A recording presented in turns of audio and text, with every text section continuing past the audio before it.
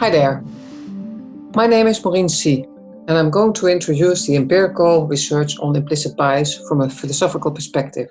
That is, I'm going to discuss the question whether, on the basis of this research, it makes sense to claim that someone can discriminate others without being aware of it.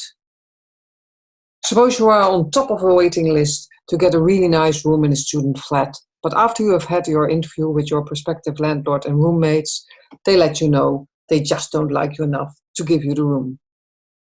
Suppose you have reason to believe that their negative evaluation of you has something to do with your ethnicity, your nationality, or your sexual orientation. That would probably make you angry, frustrated even, if it happens more often to you.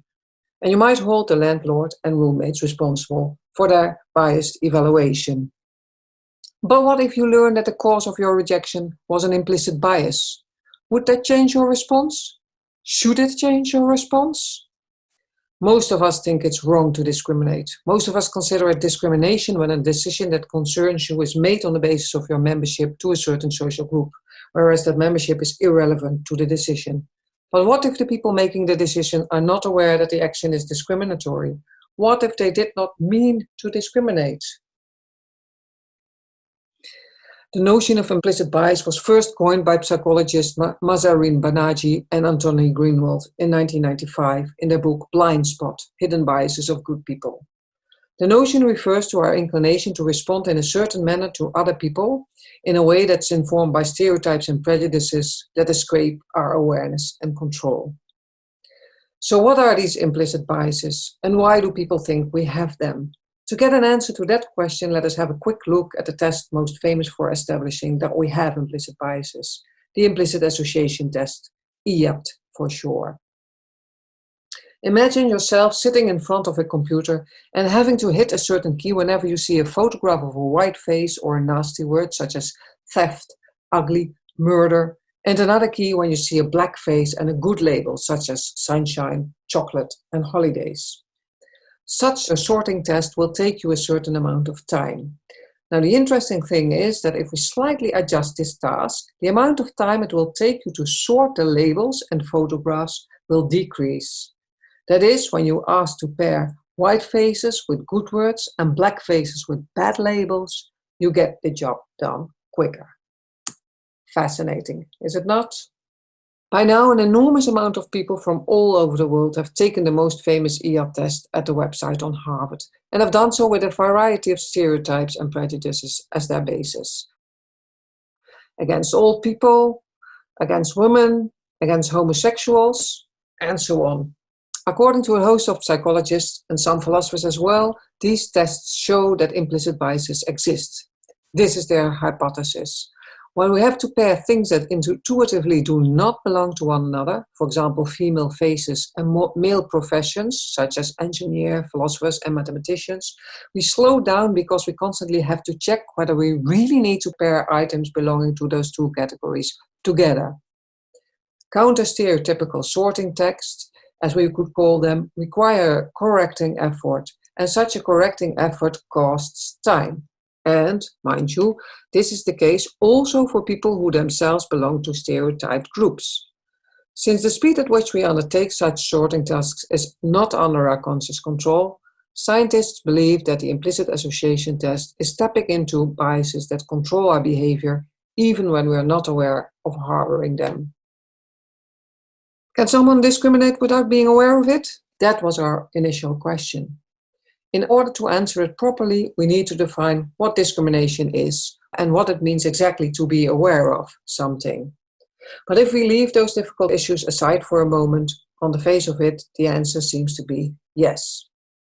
In a moment, I discuss some doubts that people have regarding the IAPT and the concept of implicit bias. But first, let me tell you that the past decades brought an overwhelming amount of empirical research into and philosophical reflection about phenomena that relate to this idea of implicit biases. If you are interested, you can look up concepts like microaggressions, micro-inequities, stereotype threat, and epistemic injustice. Let me explain one of those, microaggressions. Suppose you pay someone a compliment for their excellent command of the English language, and then you discover that that person is a native speaker, born and raised here, just like you. Your question highlights that she looks like a foreigner, an outsider. Now also imagine that that person gets questions and remarks affirming her deviating status virtually all the time. This makes it clear that tiny, well-meant gestures, so-called microaggressions, can add up, thus harming people from underrepresented group. And microaggressions are not the only phenomenon in which people's group identity inform our behavior without us being fully aware of it. So even if you have doubts about the existence of implicit biases, what is clear from the overwhelming amount of empirical research inspired by the implicit bias paradigm is that our inclination to categorize one another socially is deep-seated and widespread. So what about these doubts?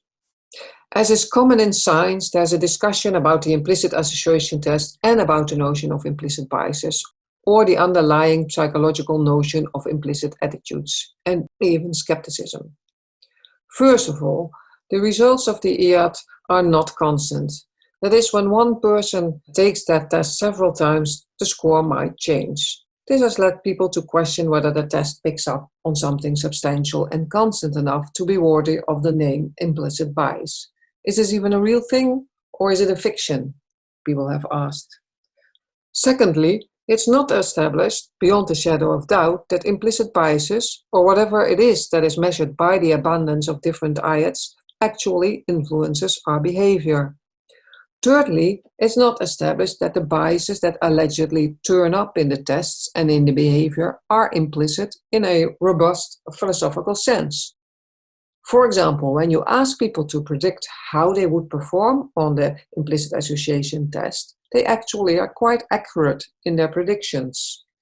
This suggests that they are less clueless about their own implicit attitudes than is often suggested in public discussions about implicit biases.